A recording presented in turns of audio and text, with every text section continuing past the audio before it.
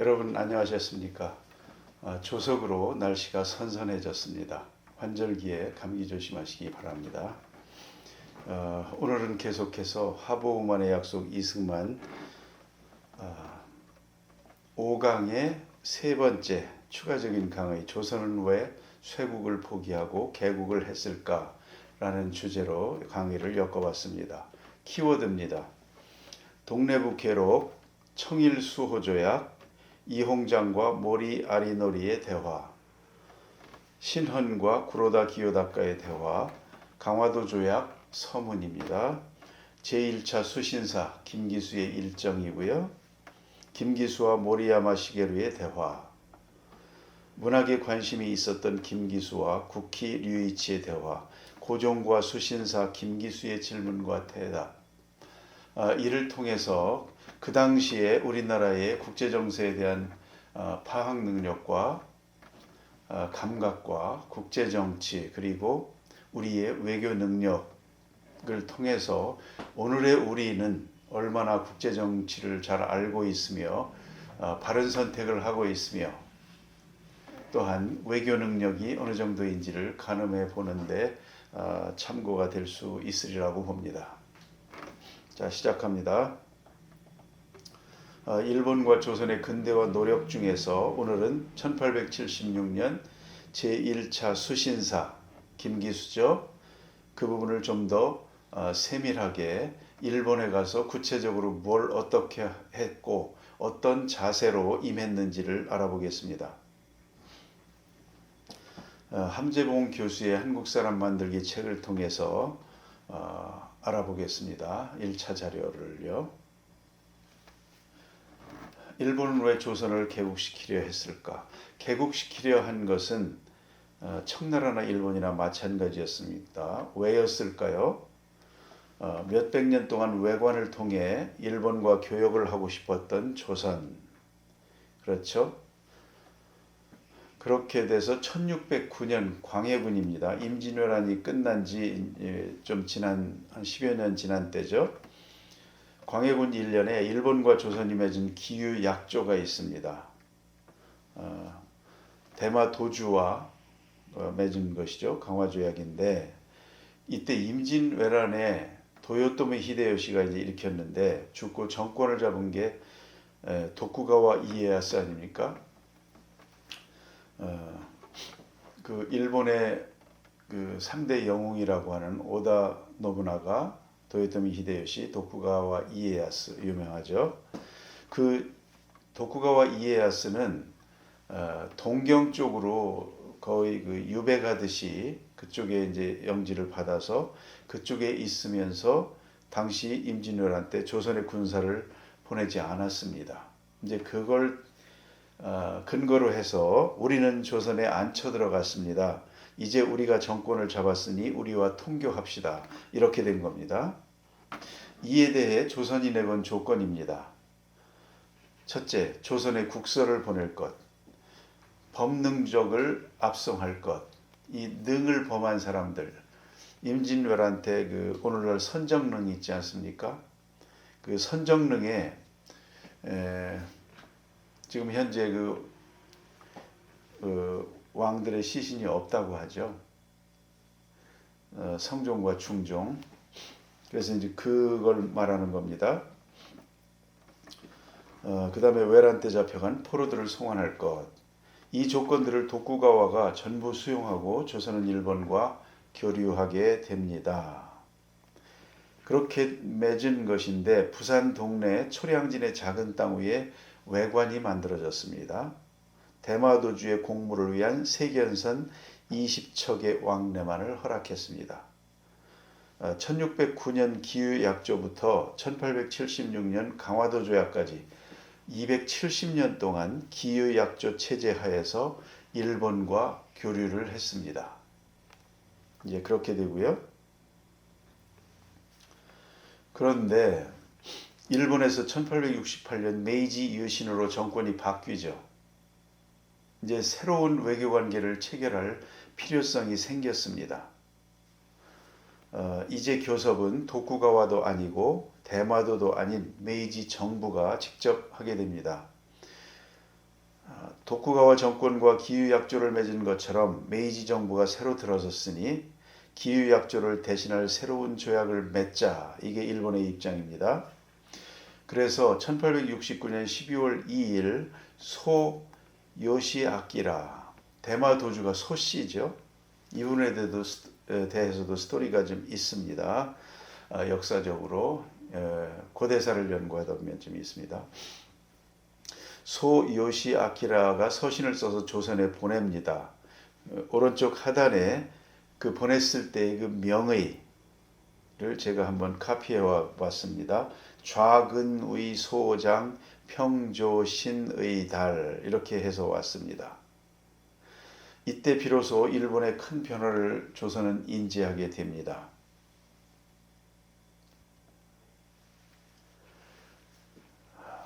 동래부 계록에 이게 1869년 12월 3일자입니다. 관수외가 말하기를 폐방에는 이변이 많았으며 작년 11월에는 명치로 개년하였고 폐주태수도 승자하여 서계와 노인의 좌근의소장 평조신을 칭하였습니다. 라고 하므로 힐책하기에는 세 개의 문자는 자기 마음대로 하는 것이 아니므로 전례에 어긋나서 받아들이지 않을 것이니 개서 정납하라고 관수외와 전관외에게 치규하였습니다. 이게 동래부에서 이제 조정에 보고하는 겁니다. 그러니까 외관 훈도가 세견선을 통해 일본에서 오는 문서와 신분증은 문체의 변경이 없어야 하는데 이건 틀리지 않느냐. 원래 기유약조 때 정한 문체도 아니고 다 틀렸다. 다시 써와라. 이렇게 된 겁니다. 그리고 외인들을 쫓아 보냈습니다. 이것이 동래부 계록에 기록되어 있습니다.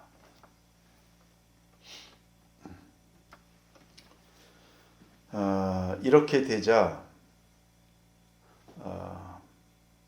기유약조를 유지하려 했던 조선에 대해서 이제 일본에서 생각을 합니다. 조선이 왜 천황 칭호를 사용하느냐? 황제는 청에만 있는데 이렇게 되고 일본에서는 이제 생각을 합니다. 청의 속방인 조선이 조약 맺기를 계속 거부한다면 청과 직접 조약을 맺자. 그러면 조선도 맺지 않겠느냐 이렇게 된 것이죠. 그래서 1870년부터 청에 사신들을 보내 협상합니다. 1871년 9월 13일 마침내 청일 수호조약을 체결합니다. 그 1조를 읽어보겠습니다. 청과 일본은 앞으로 영원히 우호를 강화한다. 또 양국의 소속 방토를 유의하시기 바랍니다. 는 서로 예의를 가지고 존중하고 침략하지 않으며 영원히 안전을 보장한다. 이렇게 되어 있습니다. 이 소속 방토 문제로 신경전을 하게 됩니다. 그것이 제가 파란색으로 해놨습니다. 이홍장의 의도는 청의 소속 방토에는 조선 같은 속방까지도 포함된다는 것이었다. 그러나 조선과 같은 속방은 방토로 인정하지 않는 일본. 그래서 조선과 따로 조약을 맺어 개국시키려 했던 것이다. 이렇게 됩니다. 그 아래에 이홍장의 생각도 제가 적어 놓았으니까 자료를 참고하시면 되겠고요. 이렇게 돼서 1876년 강화도 조약보다 5년 앞서 청과 대등하게 맺었습니다. 18개 조항의 근대 조약을 맺은 일본입니다. 조선은 당시 상황을 알아채지 못하고 일본과 수교를 절대 안 하고 있습니다. 이로 인해서 정한론도 일어나고 그러죠. 그랬는데 오쿠보 도시미치가 이와쿠라 사절단에서 급하게 귀국해서 이 문제로 정한론 대신 다른 방식으로 조선을 열어보자 해서 일으킨 사건이 운요 사건입니다. 그렇게 되죠. 이홍장과 모리 아리노리의 대화입니다. 모리가 묻습니다. 고려와 인도는 똑같이 아시아에 있지만 중국의 속국에 속하지 않는다. 이홍장 대답입니다. 고려는 정삭, 정월 초하루를 받는데 조선에 준다. 고려가 청으로부터 중국으로부터 정삭을 받는다는 것이죠. 어째서 속국이 아닌가? 이제 이렇게 대화에서 서로 간에 그 뼈 있는 그런 내용들을 나누고 있습니다. 이제 모리가 이홍장을 만나서 떠본 것이죠. 그러면서 청일수호조약 제1조에 서로의 방토를 침범하면 안 된다는 조항을 이제 거론하게 됩니다. 이홍장과 모리 아리노리의 대화 계속입니다. 모리가 말합니다. 각국에서 모두 말하길 고려는 조공을 바치고 책봉을 받는 데 불과하며 중국은 그 전량을 거두지 않고 다른 정사에 관여하지 않으니 이 때문에 속국에 속하지 않는다고 하는 것이다. 이홍장이 말합니다. 고려가 수천 년 동안 속국이었음을 누군들 모르겠는가. 화약에서 언급한 소속 방토에서 토지는 중국의 각 직성을 가리키는 것으로 이는 내진이 내속이 되어 전량을 거둬들이고 정사를 관장한다. 방지는 고려와 다른 나라들을 가리키는 것으로 이는 외번이니 외속이 되어 전량과 정사를 예로부터 해당 국가의 경리에 귀속시켰다. 역사 이래로 이와 같아서 본조에서 시작된 것이 아닌데 어째서 속국에 포함되지 않는다고 하는가. 이렇게 서로 대화를 나눕니다. 이 방토 문제를 가지고 좀 신경전을 벌이고 있죠. 오른쪽에는 서로의 입장에 대한 내용, 입장들을 제가 한번 간략하게 써본 것이고요.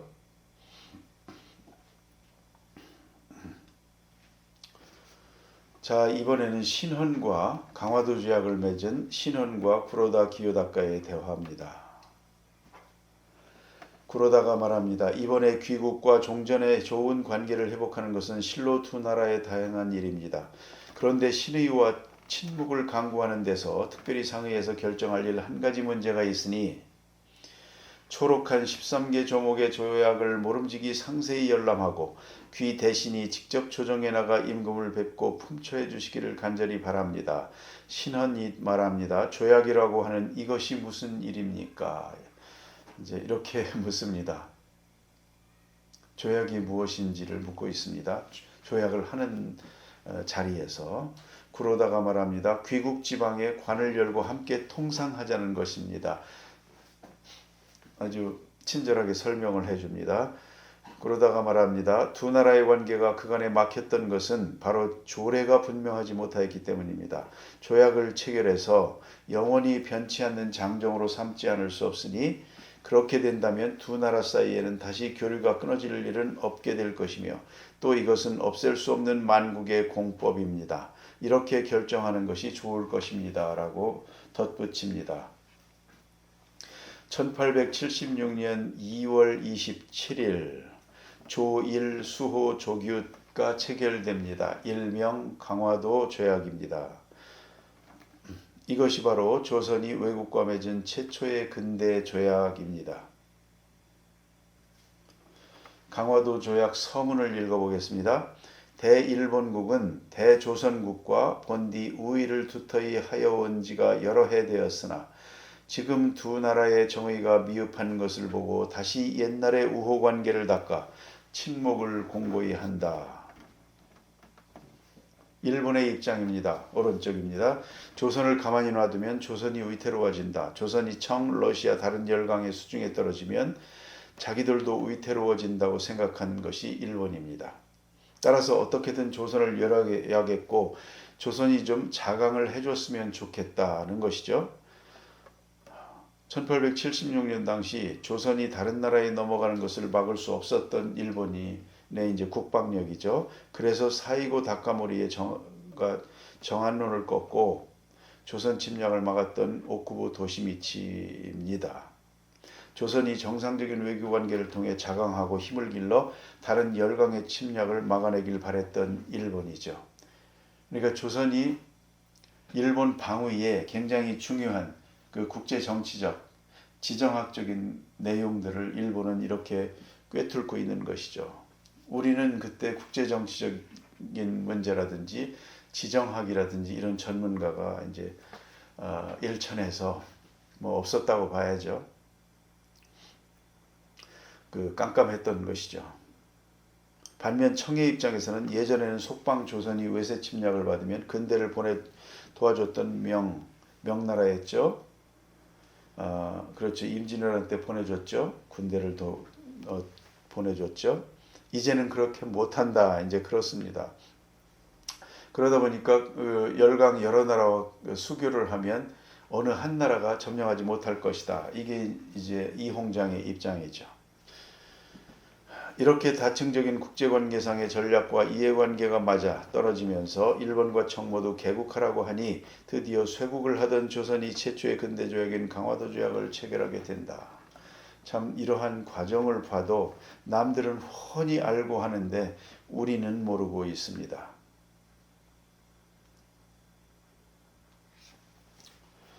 제1차 수신사의 일정입니다. 1876년 강화도 조약 후이죠. 4월 27일 고종에 하직 인사를 합니다. 5월 19일 부산에 도착합니다. 굉장히 오래 걸렸죠. 조선이 일본에 외교관을 보낼 상황이 아니었답니다. 5월 22일 일본이 제공한 고류마루에 탑승해 출항을 합니다. 5월 29일 요코하마에 도착해 기차를 타고 도쿄로 이동합니다. 5월 30일 데라지마 무네노리 외무경과 만나고 이어서 모리야마 시게루와 대화를 하게 됩니다. 모리야마 시게루는 강화도 조약 체결 때 구로다 기요다카와 이노우에 가오루를 보좌한 사람입니다. 일단 부산에만 영사관을 열고 이제 외교 업무를 시작을 했죠. 일본에서. 김기수와 모리야마 시게루의 대화입니다. 일동 기유에 이제 기록되어 있습니다. 모리야마는 말하기를 여관에서 매우 적적하실 터인데 나와서 함께 놀며 울적한 마음을 조금 풀지 않으시렵니까 하므로 나는 대답하기를 김기수가 나입니다. 이 사람은 성품이 본디부터 고요한 것을 좋아해요. 실로 울적한 것이 고통이 되는지는 알지 못하므로 놀고 구경하는 일에는 흥미가 없습니다 하였다. 이게 너무도 뭐 자랑스럽다고까지 표현하긴 그렇지만 당당하게 얘기를 합니다. 그러자 모리야마는 말하기를 답답하게도 공은 끝내 나의 고심함을 알지 못하십니까? 누가 공에게 구경만 시키라는 것입니까? 이렇게 그 답답함을 토로하면서 말합니다. 부국강병의 술책을 다 써서 군대를 많이 두고 기계를 편리하게 만들기를 앞세워 지금에 와서는 병졸도 정예하고 양식도 부충족하며 기계도 아주 새롭게 되었으니 거의 믿고 외적을 막을 수 있을 것입니다. 이게 일본의 현재 상황을 설명하고 있습니다. 내가 생각컨대 귀국은 그렇지 못하다는 것이죠. 조선은 그렇지 못하다는 것이죠. 그래서 우리들이 구경하라고 누누이 말하는 것은 여행하라는 것이 아니고 군제를 두루 살펴보아서 좋은 것은 개혁하는 것이 한 가지 일이요. 기계를 자세히 보아서 편리한 것을 모방하는 것이 두 가지 일이요. 풍속을 두루 살펴보아서 채용할 것은 채용하는 것이 세 가지 일입니다. 귀국에 돌아가시거든 제발 확실하게 의논을 정하여 부국강병을 도모하셔서 두 나라가 입술과 이처럼 이 국제관계를 말하고 있는 것이죠. 서로 의지하여 외환을 방어하는 것이 우리들의 소망입니다. 이렇게까지 말합니다. 함으로 나는 대답하기를 대단히 감사합니다. 귀국의 성의를 모르는 바는 아닙니다. 이번 걸음에 또한 재주 있는 사람 몇 명을 데리고 와서 제도는 입으로 기기는 손으로 모방하고 풍속은 기완으로 기억하고자 했으나 다만 두 나라가 오랫동안 의심하여 멀리하던 끝에 다행히 봄의 일 강화도 조약이죠. 있게 되었으니 일찍 와서 살해하지 않을 수가 없습니다. 살해하러 왔답니다. 6개월 후에는 반드시 귀국의 사신이 우리나라에 올 것이므로 우리 조정에서 이보다 먼저 수신사를 보낸다는 거예요. 살해하기 위해서, 예의 차리기 위해서 그랬다는 겁니다. 갑자기 행장을 차렸던 것이니 실로 이러한 일에는 생각이 미칠 겨를이 없습니다. 우리는 어째서 이렇게 어두웠을까요? 이런 부분에. 성리학 공부는 굉장히 뛰어났을 텐데요. 서바이벌에 필요한 것이 성리학입니까? 이러한 국제적인 감각입니까?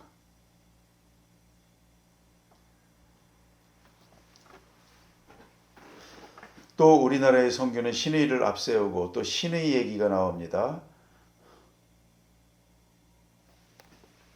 뭐 견문이 넓지 못하고 재식이 전혀 없다. 뭐 내가 이렇다 이러는 겁니다. 김기수가. 그래서 유람하고 구경하더라도 다만 몸만 수고로울 뿐 아무런 이익이 되는 점은 없을 것입니다. 이렇게 말합니다. 그리고 이거를 당시 이렇게 가리고 싶지 않았나 봐요. 이렇게 쓰고 있습니다. 잘했다고 생각해서 설마 썼을까요? 참. 그러니 모리야마가 말하기를 공의 말씀 또한 옳습니다. 이렇게 합니다. 이게 옳아서 옳다고 말하는 것입니까? 포기한 것이죠. 당신은 안 되겠구나. 메이지 천황도 만나서 그에 대한 기록을 남겼는데, 일본은 지금 우리가 조선을 지킬 수 없으니 조선이 자강을 해야 된다. 이제 이렇게 기록을 남겼다고 합니다. 그러나 모리야마의 제안을 거절하는 김기수, 아예 숙소에서 나가지 않고 거의 견학하지 않는다. 공장도 보여주려고 그렇게 애를 쓰는 모리야마. 서양 사람들이 일본 사람들과 섞여 지내는 걸 보고 놀라워하는 김기수. 일본은 이미 이와쿠라 사절단을 통해서 1년 10개월 동안 서양 12개 나라를 샅샅이 공부하고 왔지 않습니까? 그러니까 그 당시에 일본 지도층의 수준이라는, 국제적인 수준이라는 것은 그 어느 나라의 지도자들보다도 잘 뛰어나게 파악하고 있었던 것이죠. 반면 우리는 그렇지가 못했죠. 이러한 큰 차이가 국가를 어떻게 경영할 것인가 하는 측면에서 결국은 한일 병합조약, 우리로서는 경술국치를 당하기까지에 이르게 되는 것이 아니겠습니까?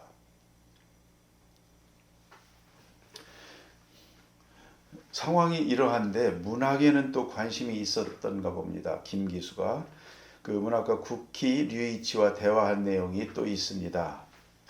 귀국의 학문은 전적으로 주자만 숭상합니까? 아니면 다른 학문도 숭상하는 것이 있습니까?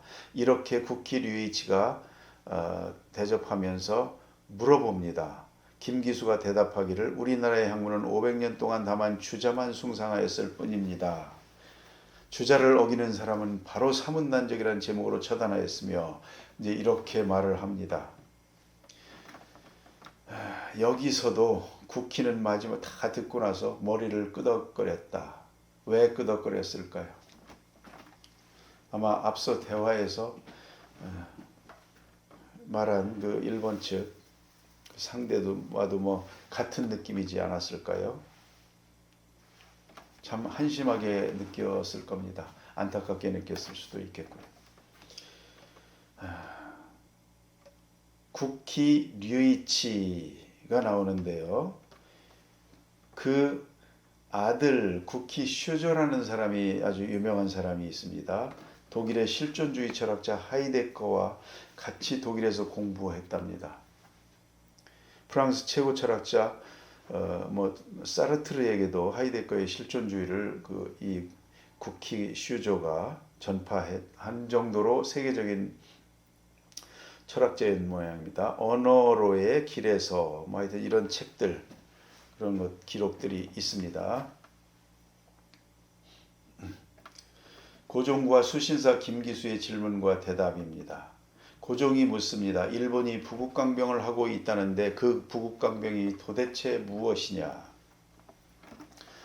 김기수가 대답합니다. 나름대로 생각이 있네요.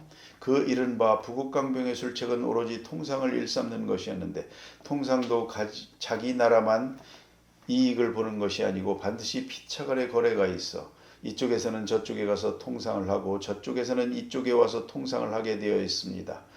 지금 일본이 세계 각국에 통상을 하는 것이 그 수요가 매우 많지만은 가서 통상을 하는 나라는 일본 한 나라뿐이고 와서 통상을 하는 나라는 세계의 여러 나라인데 일본에서 생산되는 것이 반드시 세계 각국보다 10배나 되지는 않을 것이니 생산하는 사람은 하나뿐이고 소모하는 사람은 여럿이 되면 물가가 등귀하는 것인 현세가 그렇게 되기 때문인 것입니다. 오늘날 경제학을 공부한 사람의 입장으로서는 참 터무니없는 일이고 답답한 일입니다만 우리가 그 시대에 살았다면 우리 또한 어땠을까요? 이에 날마다 전폐를 만들어 이것을 당연하게 되니 돈은 천하게 되고 물건은 귀하게 되므로 이것은 반드시 실패하는 도리입니다. 반드시 실패하는 도리라고 합니다. 하물며 교묘하지 않은 기술이 없고 정교하지 않은 기회가 없이 대자연의 이치를 다 이용하여 다시 여지가 없게 되었으니 기술의 발달을 말하고 있는데 겉모양을 본다면 우위에 진술한 여러 조목과 같이 이보다 더 부강할 수는 없지만 겉모양만 부강하답니다. 가만히 그 형세를 살펴본다면 또한 장구한 술책은 또 아니랍니다. 김기수가 이렇게 고종에게 보고를 합니다. 고종이 부국강병을 물으니까. 자, 결론입니다. 빠르게 개국하면서 전 세계에 유학생을 보냈던 일본, 구키 슈조 같은 세계적인 철학자를 배출했던 당시 일본의 근대화 과정, 반면 일본의 근대화에 관심을 가지지 않았던 조선의 수신사 김기수, 우리는 주자학이면 된다. 도교와 불교는 모두 사문난적이다.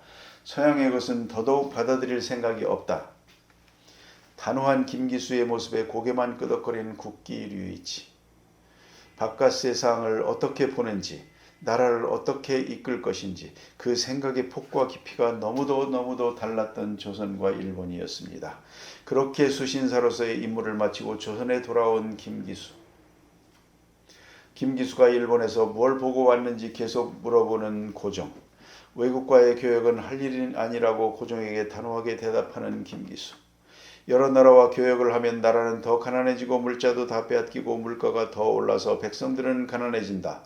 개국해서 교역하는 것은 할 일이 아니다. 통상은 할 일이 아니다. 부국강병을 할 수 있는 장기적이고 지속적인 전략이 아니다. 어떻습니까? 이 당시 국제정세 속에서 영국과 러시아는 그레이트 게임을 하고 일본은 영국과 편을 먹고 청나라는 무너지고 있고 나름대로 근대화를 하려고 하지만 그의 만주족과 또 한족 간의 갈등, 그런 내부 갈등도 있고 또 부정부패가 또 원래 거기는 유명하지 않습니까? 나중에 청일전쟁에서 포탄이 없었다면서요. 이런데 지금 조선의 지도부는 수신사는 이런 모습입니다. 오늘 우리의 외교 실력은 어느 수준일까요? 우리는 얼마나 바른 선택을 하며 이 지정학적, 국제정치적, 지정학적 우리의 위치에 대해서 잘 알고 있을까요? 우리의 운명은 앞으로 어떻게 될까요? 조선 말기를 생각하다 보면 참 여러 가지 생각들이 들지 않을 수가 없습니다. 친미 기독교파 이승만 5강의 세 번째 자료, 조선이 개화를 택한 그 내용을 가지고 오늘 시간을 엮어봤습니다. 이번 시간을 마치고요. 이어서 다음 시간을 계속 해보겠습니다. 수고하셨습니다. 감사합니다.